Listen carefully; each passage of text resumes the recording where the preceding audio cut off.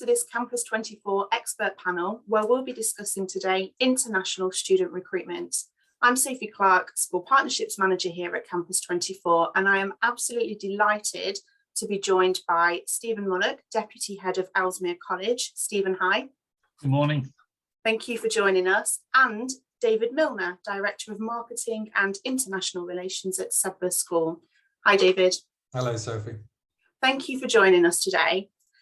Really excited. This is the first of our expert panel series where we'll be talking about all things marketing and admissions from the experts themselves, hearing your views. Today, we're focusing very specifically on international student recruitment. And I know you've got lots of bits of insight to share with us, so I'm really, really pleased to get your view today.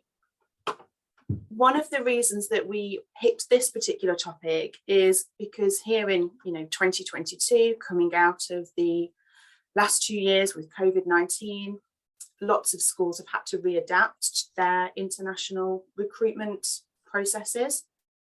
I think it's really important to hear what's worked well, what schools are anticipating will be challenging, and what their plans are for the future. Perhaps if we started with one area in your experience that has perhaps proved a challenge for international recruitment in your school. Would you perhaps like to kick us off, David? Yeah, no, great. And thanks to you as well for inviting me on this discussion. International admissions and marketing is a real passion of mine, so it's great to be involved. But you're right, the last 2 years have been a challenge, but I think also it goes back a little bit further than that. We've been faced with the challenge of Brexit, we've been faced with the challenge of COVID, and obviously now we're faced with the current challenges around the Russian and Ukrainian markets with what's going on. So it's been a very, very difficult time. But in particular, what I've experienced is it's the fact that we haven't really been able to travel much in the last 2 years, and that sort of engagement with agents, face-to-face communication, with parents has been extremely difficult, and schools have had to adapt in many ways, from taking advantage of video calls like this, looking at Zoom, looking at Teams, looking at how we actually deliver the education itself. We've all had to adapt in one way or another. But what we've managed to do successfully, certainly here at Sedbergh, and I know a lot of other schools have, is maintain a high level of communication, reassuring agents through regular video calls. And really, we've kind of created a new way of marketing ourselves, something which has kind of become so easy to organize and very, very cost effective, where some schools who are on lower budgets have struggled to try and compete with international travel because of the cost of events and so on. It's now opened up that market to them, and it's much easier.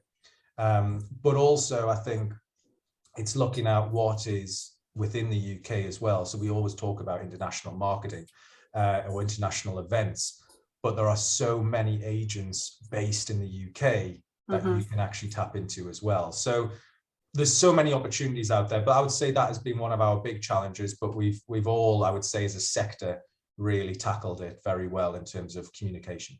Absolutely. And has the lack of face-to-face been problematic for you, Stephen? I think yes and no. I think nothing in terms of an experience. I mean, we always say that obviously when families visit a school, that's when they get a sense of what the school is, and very much like going into a new home, you get a sense of feeling. Is this an environment I want to be in? Do I feel happy? Do I feel comfortable? And so on. And as much as we work really hard on the various platforms, you can never recreate that on a digital platform. It's there's still a barrier to that. I think what we've seen, certainly for us, it's about building that confidence with families. As David said at the start, it's been communication all the way through. Like many schools around the country, we've had pupils who've been living with us for the last 18 months through the start of COVID. So COVID hit in March 20, and we have pupils who lived with us until the summer of 2021, until they finished their qualifications and left. And so I think David alluded to the fact that it was rechanging the whole process. In very much, it was like poking the bear. and all of a sudden there had to respond. And I mean that in a very positive way. I mean, recruitment certainly with students is quite cyclical. There's a natural pattern of events you go through year on year. You do the same kind of things and you know where those peaks and troughs are. All of a sudden we had a blank piece of paper and we're charting unknown territory, which in many respects is quite exciting because it allows you to focus on what the core aspects of what you do is, you know, and that's an important part of it. And I think, you know, one thing which is really important is the independent sector was very supportive of each other. And I think that's a really important thing to identify, that, yes, indirectly, you know, we're competing for students, but we're not direct competitors with each other. We're here to support the industry. And I think that was one of the great things that came about it initially, was things that were being done, initiatives being developed, were being shared. Schools were sharing through the various networks we're all involved in and platforms, what they were doing, how they were doing. You know, I mean, today we're fairly good at using Zoom. It's a platform we use on a regular basis. We've taught on it for the past 18 months. Go back 2 years, and when we had that first discussion, everything's going to be on Zoom or Teams. It was, pardon, what? I'm going to do what? It was completely foreign. It was a very, you know, quick learning curve, but it's really changed the way that we do things, and that's been a very positive impact. I think, yeah, some of the barriers are ongoing. As I said before, you know, obviously Brexit's been a big impact, the impact of visas, the additional cost. So international parents have more hoops, so we say, to jump through to get into the UK, send their children overseas. And with obviously the pandemic and everything else, it's created a large uncertainty, but schools have been able to, through their various platforms, create that consistent communication, help and reassure, put a personality to the school, meet the key people, meet the boarding staff, meet the students. And that's really helped to build that understanding of what we offer and to help them continue in that process, although they can't visit directly. Absolutely. And I think you've both raised or alluded to the point that British education still has this real strong reputation internationally. And I think there are families that are still very, very interested, many families that are very interested, but the way that we communicate them has had to change over the course of the last couple of years. Do you think that the last 2 years in particular has changed how parents choose a school, specifically international families? Yeah, thank you. Yeah, I think certainly the marketplace is very different from what UK parents are looking for to an international parent is looking for. I think certainly what we've seen over the last 2 years, there's a huge interest and a huge focus on that pastoral side of things first and foremost. I think obviously, as many schools, when COVID kicked in, there was the BSA Charter, the COVID Charter for Safety in Independent Schools, which many schools adopted. And that's, again, just helping to reassure parents that what we've put in place is all about the safety and the well-being of their sons or daughters, and that we are the best place for them to be with us. I think we've seen a lot more, as I said, the steps involved in the normal recruitment cycle have been extended. There's more things that we're doing, and the journeys are taking much longer, but that is a much more important part of it. I think the more informed the families are, the more informed they are of the school, they get to meet key staff. We have done, for example, we've done taster lessons where families can actually join in some of our online lessons just to get a feel of what a lesson would be like. So what they do on a normal tour, on a personal visit, they'd see that. So we've tried to replicate that in some respects. They do evening tours in the boarding houses, so the pupils meet them online, introduce themselves, and they have a tour through the boarding house, so they see how it works. And so it's breaking down those barriers in many respects to make it something that they can visually see and understand.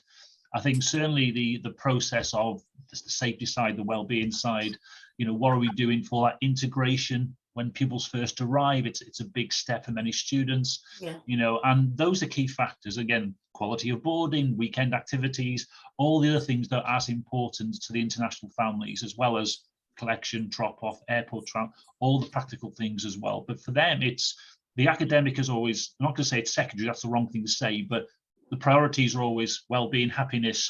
Are we going to be looked after? Because schools do school really well, and that's what that's our core business. But that's the side that families have already spent more time on, is really looking at those other aspects which make up the entire offering. Absolutely, and it makes sense that that would take longer for a parent to make that decision if we're doing it digitally. How does that relate? How does that resonate with your experience, David? Yeah, so obviously we're normally welcoming particular nationalities for visits. It was on a regular basis. Our German families, for example, would travel over October time, November time, and come and visit the school, which obviously hasn't happened during COVID. But like Stephen said, it was reassuring families and giving them time, actually making that extra effort, rather than just having a call with the headmaster, arranging for them to have a call with maybe another parent from that particular country, or introducing them to students who would meet them on a video call with a member of staff also present. So it was actually going that extra mile, and it was so well received.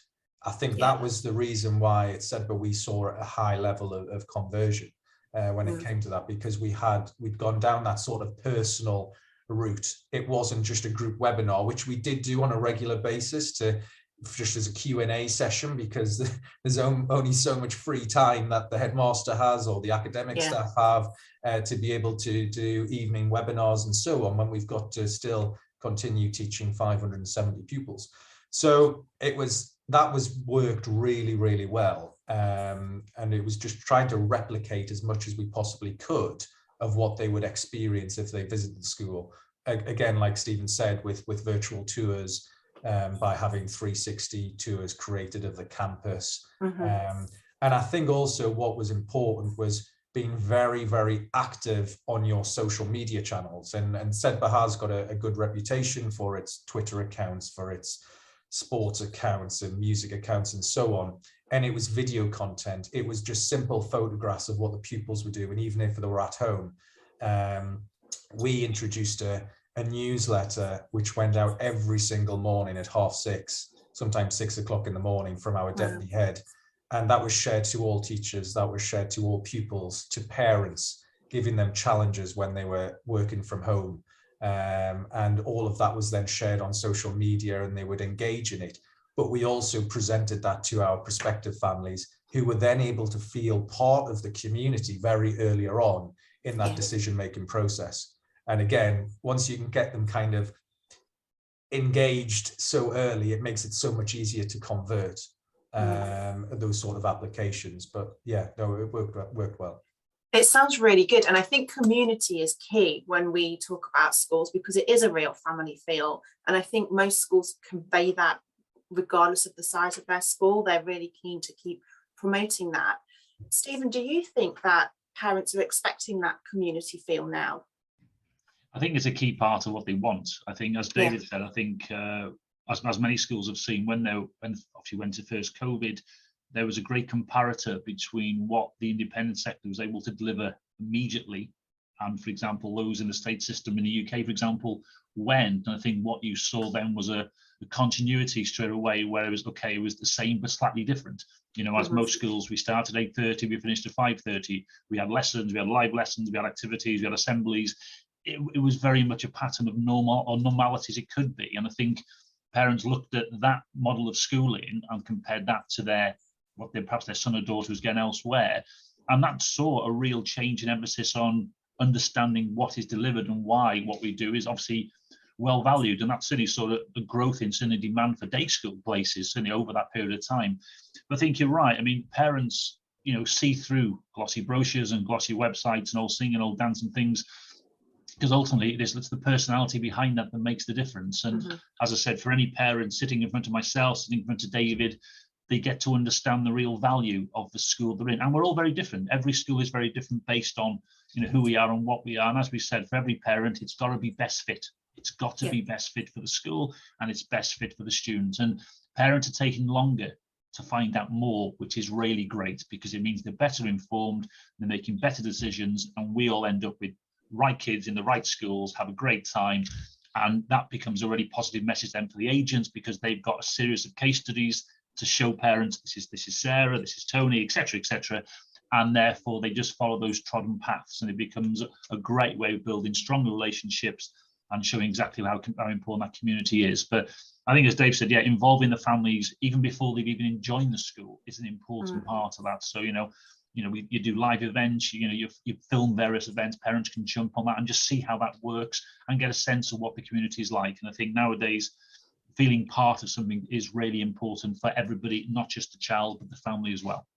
Absolutely. And do you think that's the standout piece that helps a family to decide, yes, this is the school for me, is how they feel? Do you think that's what differentiates it for them? I think it's a big part of it. I mean, for any family, moving their son or daughter studying internationally is a huge commitment, not just financially, but emotionally. And there's a lot that goes with that. And parents are very aware that once that separation happens, they are not able to have a direct say in everything.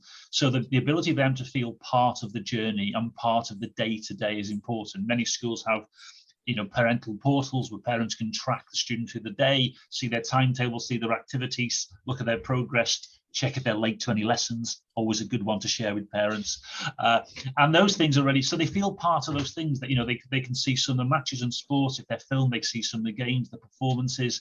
So they're as much as part of the journey. And that's important for them, because what they don't want to do is hand over their child to a school and then try, I'll see you in 9 weeks time, 8 weeks time. And that's the end of it. Nobody wants that. It's a very old model, which is not wanted by our families. So they've got to be happy with it. And that comes from meeting the key people looking after them and sensing a relationship that they can have with those people. And it's an easy one. And it's a mutually shared one. That's the important factor. Absolutely. So I'm really hearing from both of you the importance of cultivating these relationships in the community, even through digital means. Many of the schools that are watching this panel will probably rely on third parties, agents to help them foster some of those relationships with their international families. And of course, that's even harder then to get the ethos of the school across through a third party. Do you have any advice on cultivating the best working relationship with international agents? Perhaps if I put that one to you first, David.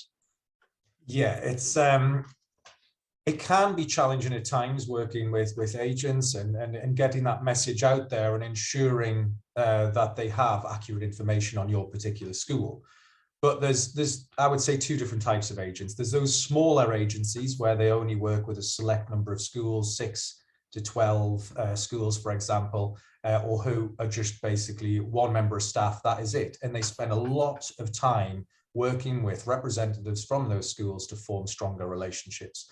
There's then those agents that are much bigger, with working with hundreds of schools around the world. We've got to remember, it's not just the UK. They're also working with schools in Canada, America, Ireland, and also they're working with summer schools, language school providers, and so on.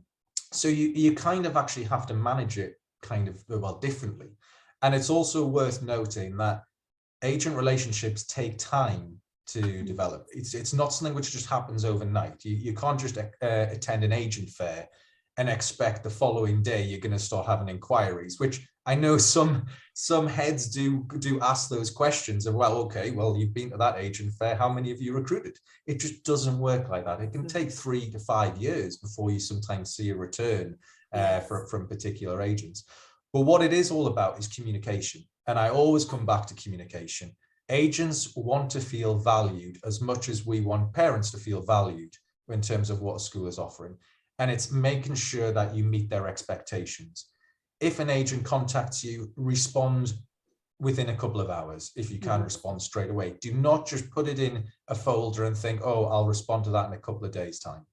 They really like straight answers. But again, you've also got to look at it from a cultural side of things, of how do different agents work from different cultures, because that is also meeting their expectations. So having a good understanding of culture of the sort of agents you're dealing with is very, very important. And also it's respected. They will know if you've actually read up on how you're meant to greet them or how you're meant to address them, and so on, even by email and that sort of communication.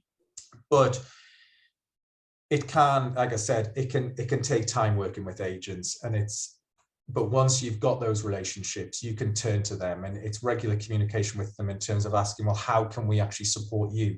You're supporting us, we value your support, but what can we do for you in terms of whether it's writing blogs, which are just about the UK education sector.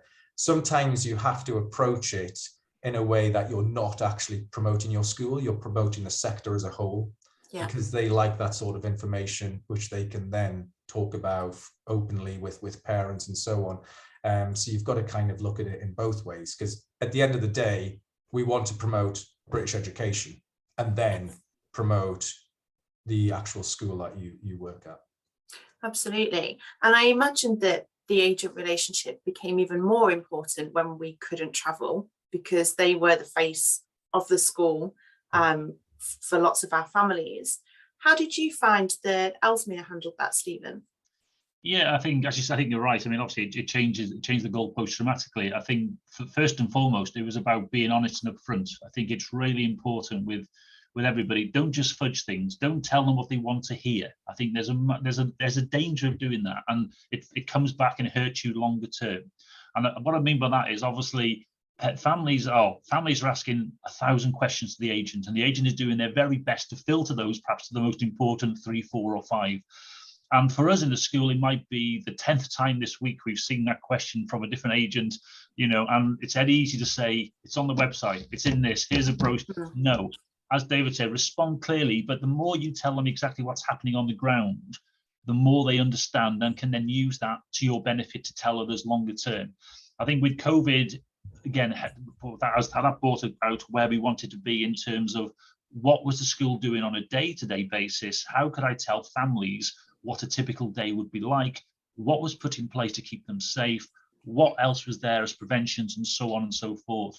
And by them understanding that, many schools like ours, we produced a kind of a welcome back to school booklet, which listed the step-by-step guide of how we would, from arrival at airport to arrival at the school to the bubbles and everything else, how we do that all the way through. So once the agent has that information, they're able to give concrete answers to parents and reassurance straight away that this is what schools are doing.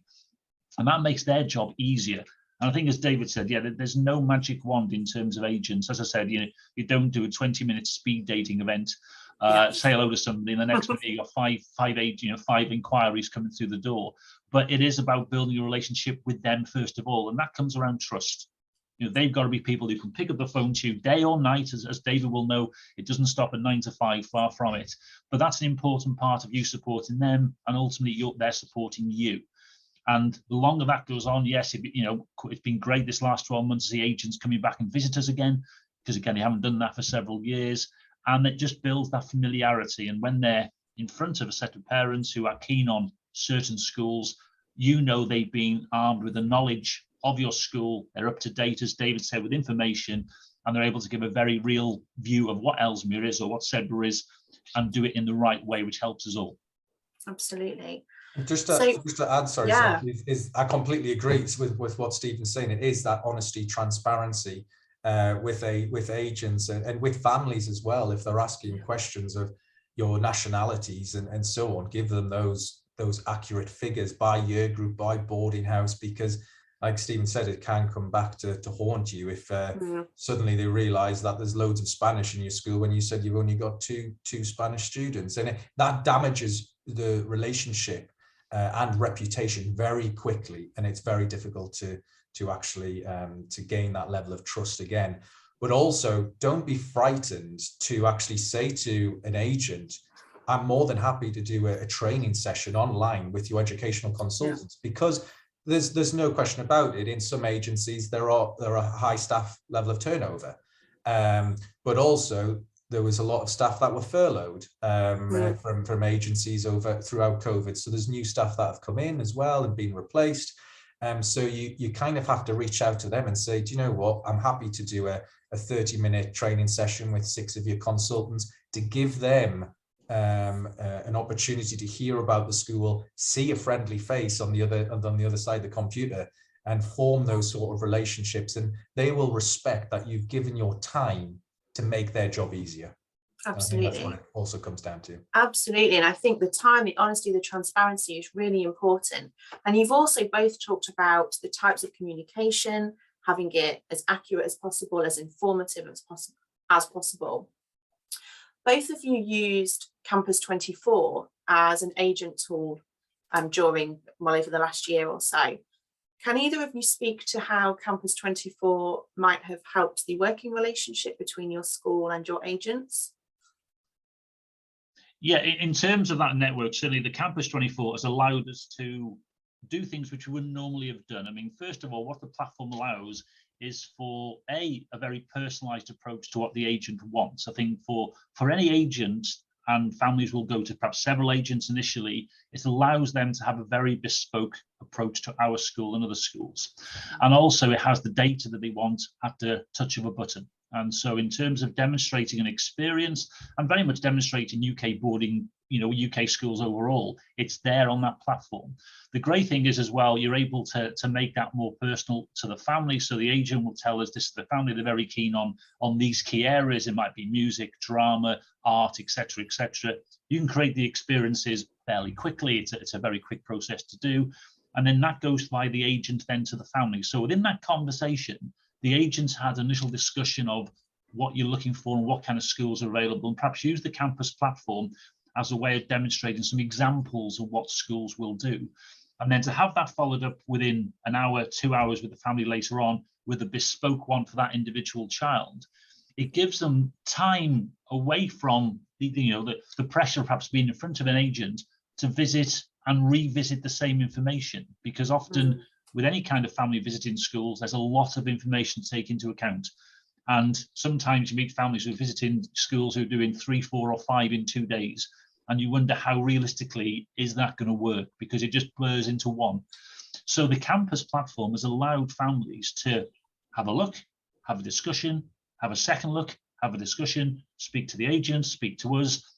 And that constant development has allowed them to really get to know the things that matter to them first and foremost. And then the questions you get are much more targeted around individual specifics, and you're then able to move that conversation on. But it's brought a comfort to families, which I think initially just a website or a brochure doesn't do. And certainly it's made it very personal. And that's been the key thing, as David said, is why there's been this continuity from inquiry into registration and then moving down that admissions process. Wonderful. It sounds really positive. David, have you found that campuses aided your international student recruitment activities? It has indeed, and obviously Stephen's mentioned a lot of it. It is that one-stop shop sort of experience, and we've used it in a way where, so I've been at an agent fair, for example, just say a BBSW event, and then I've created a bespoke experience for those agents that have attended BBSW. It's titled as BBSW Agents Fair, whatever, 2021.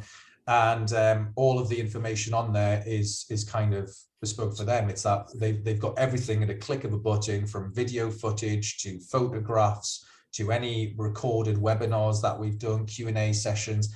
They don't have to worry about going on the Sedbergh School website and trying to find where the fees are or trying to find out what the admissions process is. It's just made the process so much easier for agents, and the feedback we've had from agents has been exceptional. It's been really, really good, and I have shared that with the campus team. So we've found many benefits from it, from a recruitment point of view, from another level of communication, and just proving to our agents that we are investing in these key areas to help them. They have had as much of a challenging time as us, and this just makes their job so much easier, where they're not having to historically go behind them, bring the Sedbergh folder off the shelf, and then go and try and find all of this information, look at the prospectus and present it.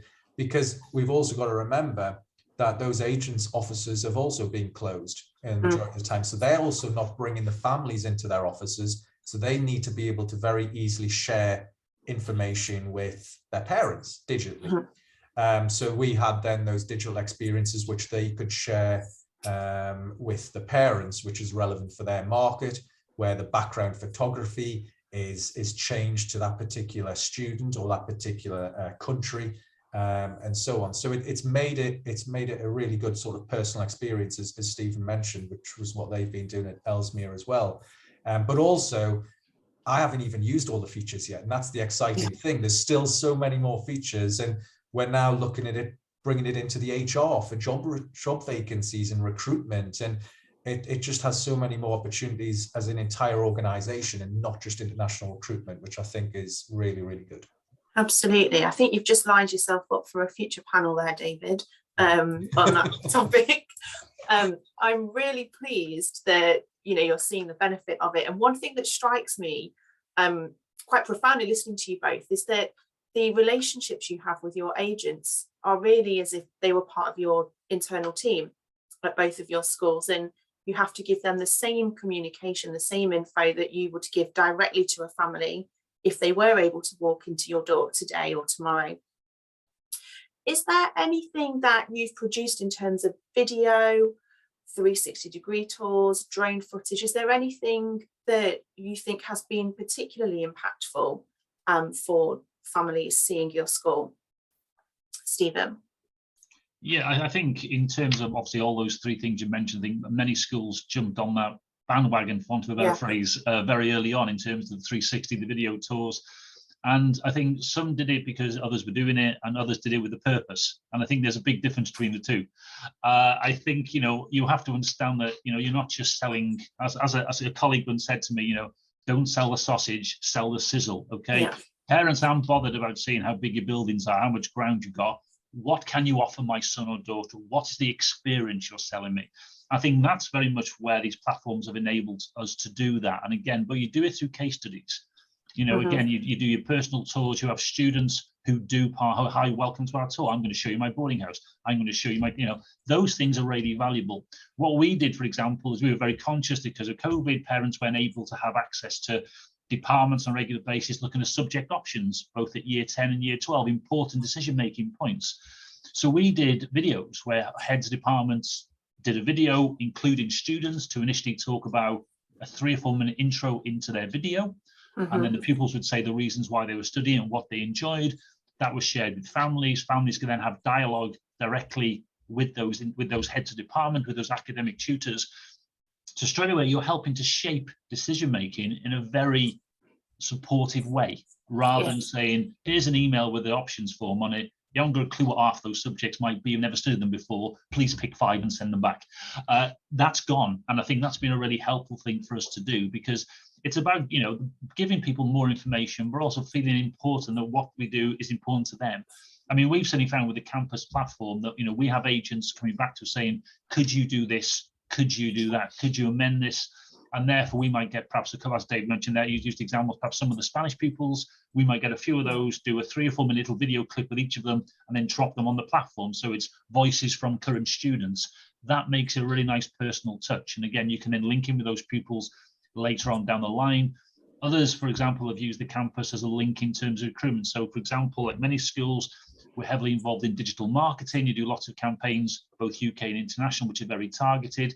We've done targeted campaigns in certain countries using the campus platform as the hook. But therefore that drives those families directly back to the agent, not to the school. And that's part of that relationship building. Okay, we need those people, the agents on the ground. They're the experts, and we need them and support them. And this has been a different way of us doing that, because for many agents, when the marketplace stopped, so does their business model. They, you know, that's how they survive. And so for us to be able to support them in a different way using the campus platform has been really valuable. And again, as David said, they've really appreciated it. That strengthens relationships, and that's only good for the school and everybody longer term. Absolutely. It sounds like it's really helped drive inquiries for the agents and then for the school as well in that case. Perfect. What has been your experience, David?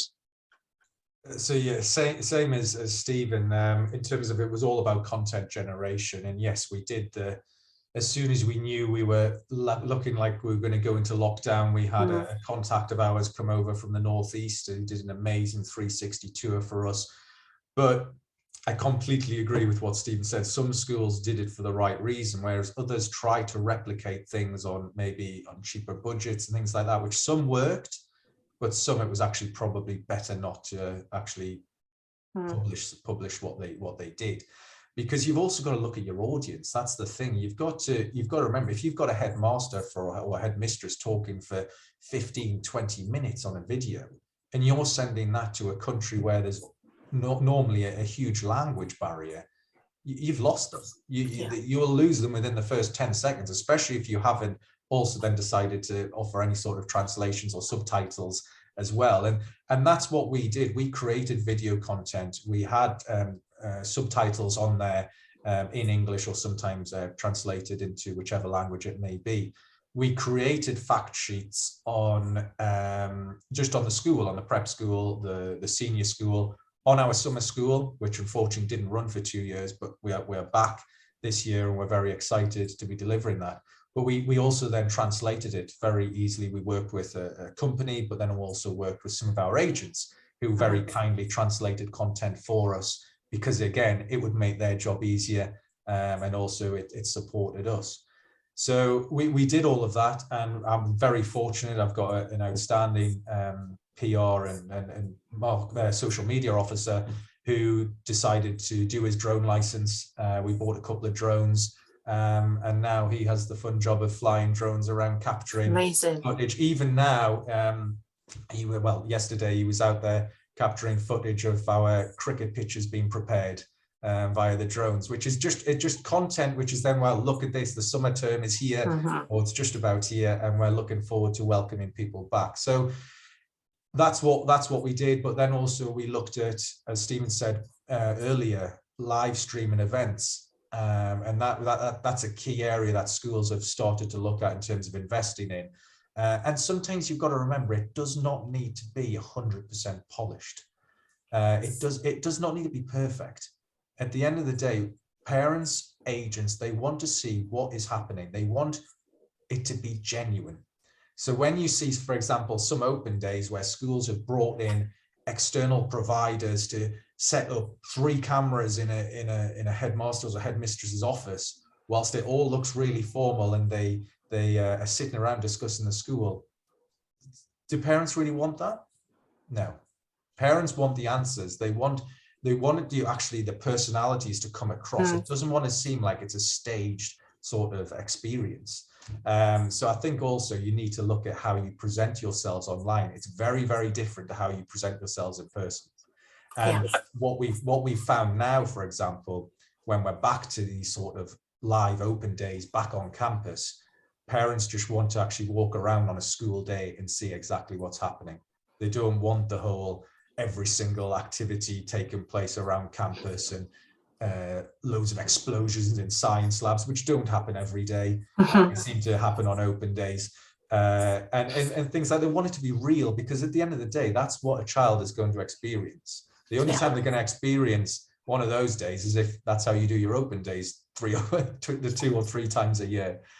So I think it's remaining genuine and making sure you're transparent when it comes to that. Brilliant. Can I just jump in on, sorry, absolutely. Can I just jump in on that? I think David's made a good point about really looking at what you do and not just falling back into tradition of what you've always done. And I think certainly we've done that in terms of open days. You know, we had our last open day the week before COVID, when in March 20, so we just sneaked it in time.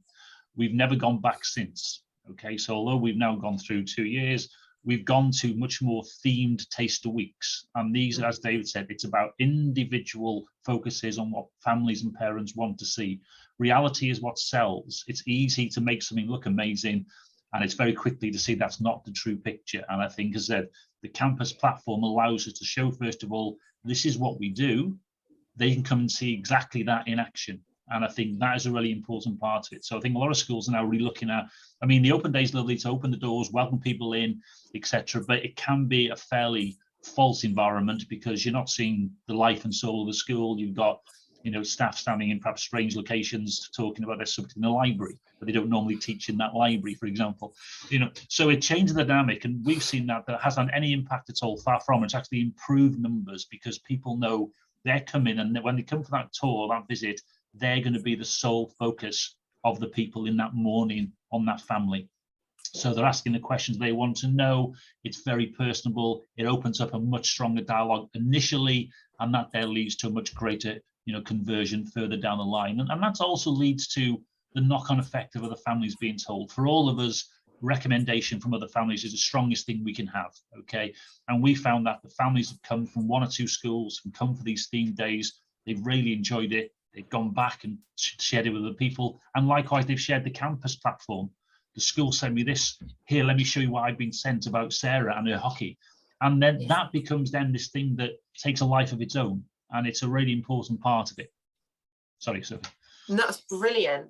And I think, you know, that imprint that you have on families and the way they feel when they interact with your school, that they then want to shout about it to other families. You couldn't get any better advocacy for the school than that, could you? Gold dust. You need to also to give the families time, and that's what those sort of personalized visits or personalized experience online, that's what they enable you to do. So if they're coming to the school, it's actually asking them, who do you want to see? Don't just go back to what you may have historically done and they see the head and they then have a tour with a member of staff or with pupils. Don't just go back, actually say, well, do you want to see the director of sport, the director of music, and so on, and make that possible. And that's what we did during COVID, during lockdown. We actually, on our forms, we said tick box of who you want a video call with, and basically personalize the online experience for them that way as well. It was a lot of planning for the admissions team, and they did an absolute sterling job. And we were fortunate that all of our admission staff were working throughout, which I think also helped. But those schools that have gone the extra mile are those schools that are doing well now, and those schools that will be remembered moving forward. Absolutely.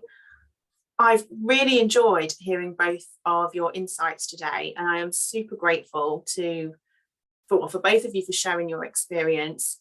Really glad that campus is having such a great effect and impact for you. We are going to come into the end of our time for this expert panel. If anybody watching this has any questions for any of us, very open to receiving those. Hope it's of use. But Stephen, David, thank you so much for your time today. Thank you, Sophie. It's been a pleasure. Yeah, thank you so much. Sophie. Thank you. Take care. Thank you. Bye-bye.